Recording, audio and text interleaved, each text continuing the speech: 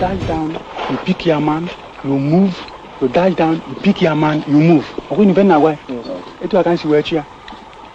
No waiting of armor, nothing. We haven't got it, but we are going to get this war to the end. Is that all right? Yes, sir. Now, make sure that each time you are moving, that you are moving in the right direction. Another Savior. Holy, holy, holy, holy, Adimebujuku. Another Savior. Another Savior. Holy, holy, holy, holy, Adimebujuku. Another Savior. Holy, holy. The Biafrans have no artillery to speak of. Their only answer to Nigerian firepower is a homemade rocket.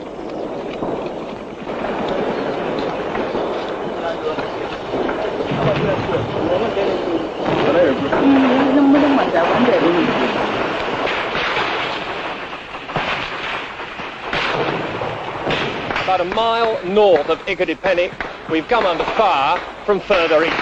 The enemy is still a long way away, although the rifle fire, light machine gun fire sounds extremely close overhead. Our troops are now pushing forward into Ikadipeni itself, clearing the enemy as they go.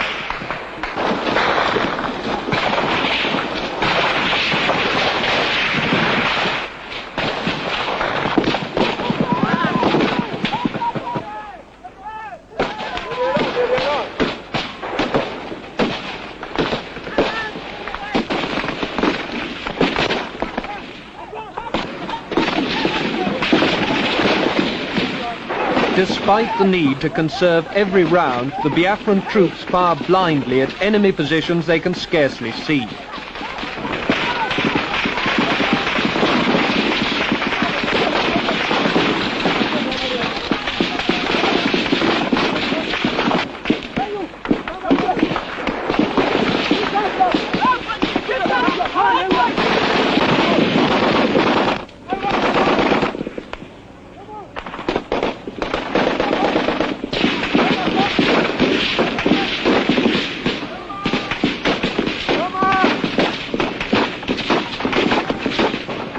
Minutes later, the Biafrans are having trouble getting their troops to advance from their forward positions. Most of their bullets are going into the ground ahead.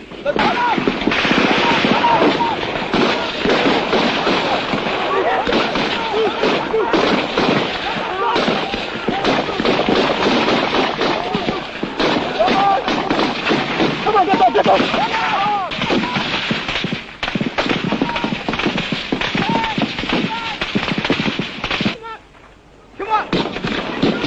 The front line moves forward slowly. Too many NCOs seem to want to lead their men from behind, and the Biafrans have little idea of using what cover there is.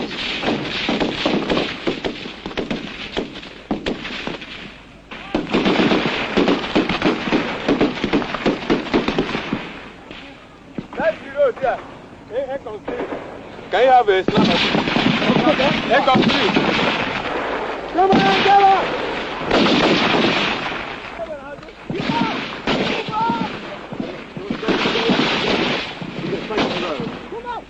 On the road now, the troops have reached their first objective. Now, if all goes well, they'll press on into Ekadipeni, round the side of it, and hope to cut the next road down, the road to Uyo. This temporary bridge across the river Oluwa was built by men of the 10th Battalion, when at the end of 6 days waiting, they were informed from military headquarters in Lagos that no engineers were available to do the job for them. It took only 5 hours to build.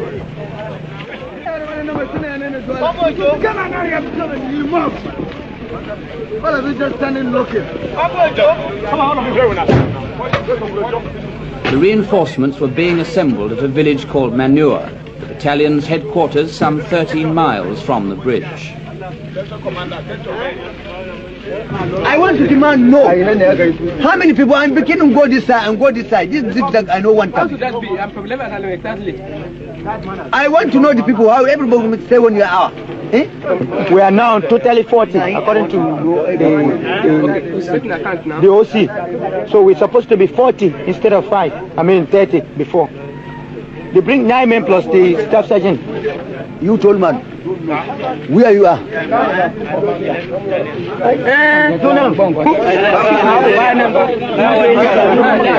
Yes, sir. You press silly idiot.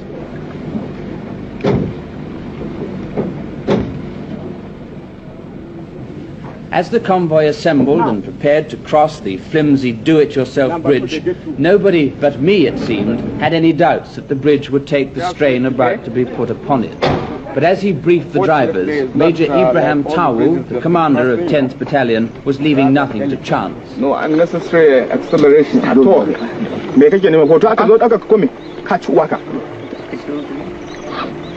All right? Yes, sir. So you must be very, very careful. I want only the experienced drivers to drive these vehicles across there.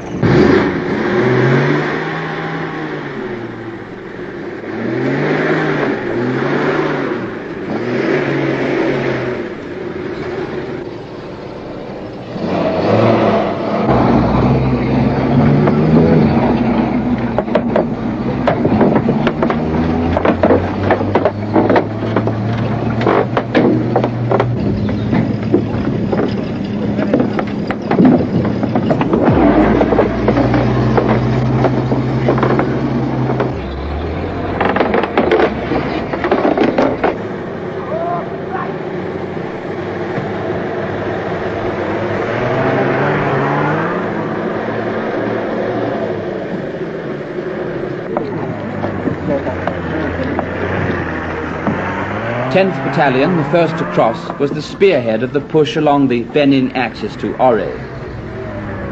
Night was falling fast as 10 Battalion moved off. I went later with 11 and 12 battalions. Ahead of the convoy, 15 miles to Ore, the first objective, a grueling jungle road. Every mile a potential ambush point. There would be an ambush, everybody knew that.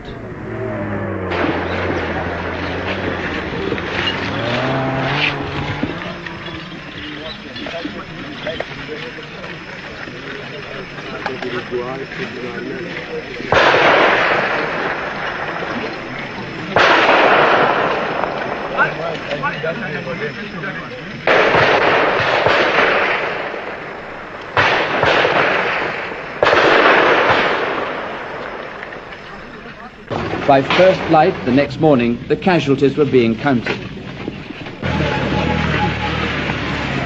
What are you bunching here for? Go and stay your formation. We were ambushed at about 4 o'clock, a heavy machine gun ambush. For a while it seemed that the 3 battalions spread out along this jungle road here were pinning the machine guns down. And then at about 6 o'clock, the 12th Battalion panicked. Most of them are recruits that have come in on a crash training program. We dived into the ditch not knowing what was going on. Fire was coming from every direction. The noise, well, it was such a noise. I've never heard the sound of gunfire like it before. And there were officers running up and down the trenches shouting, "The next one who panics will get shot." And they were screaming to their soldiers to stop. Well, eventually they did stop. But the colonel who's leading the 3 battalions along this axis was very, very cross and very angry with a lot of his own men this morning.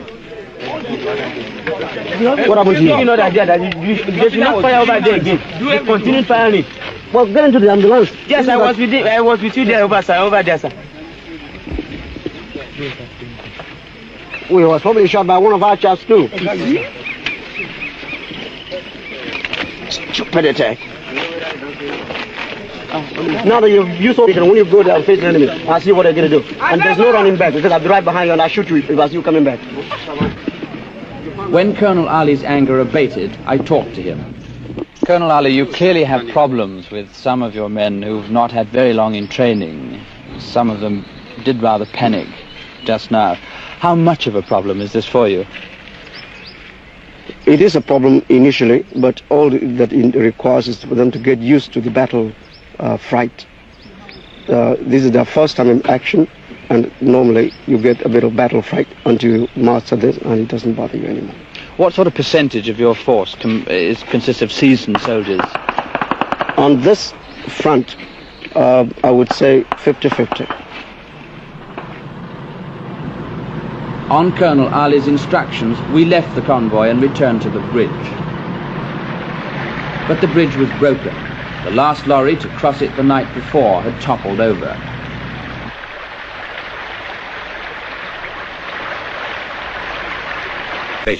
Who are currently engaged in Biafra's most successful offensive of the war.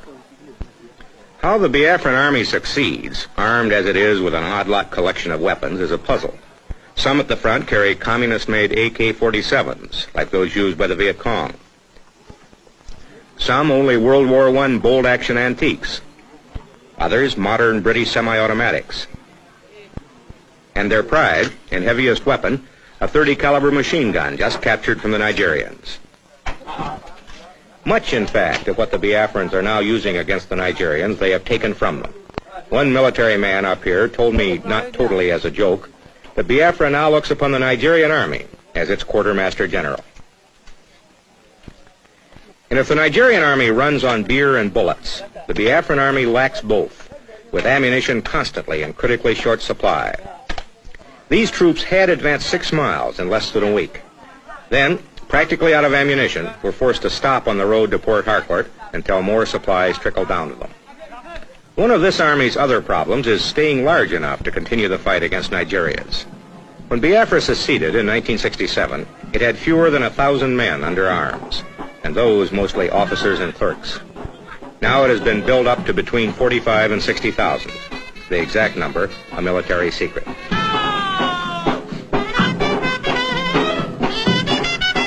Volunteers made the original army build-up easy. Now conscription of virtually all able-bodied young men is underway. And in a former school compound, we found recruits drilling, marching in the mud to the improbable tune of Margie.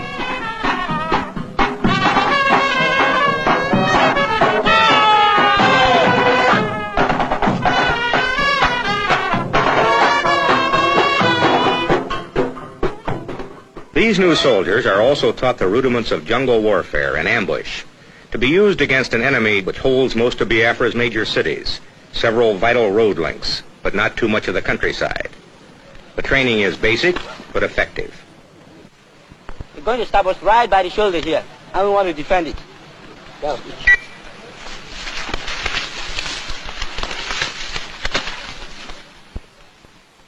And here I met a young trooper, a very young trooper in the Biafran army.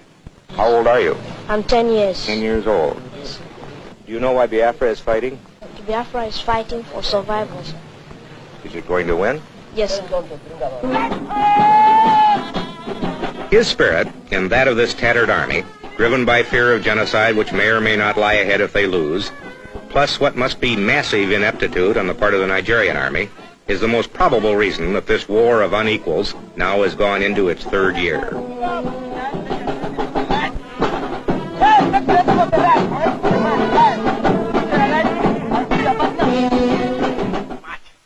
Nigeria before the war had an army of just 6,000, and they were professionals, their officers trained by the British.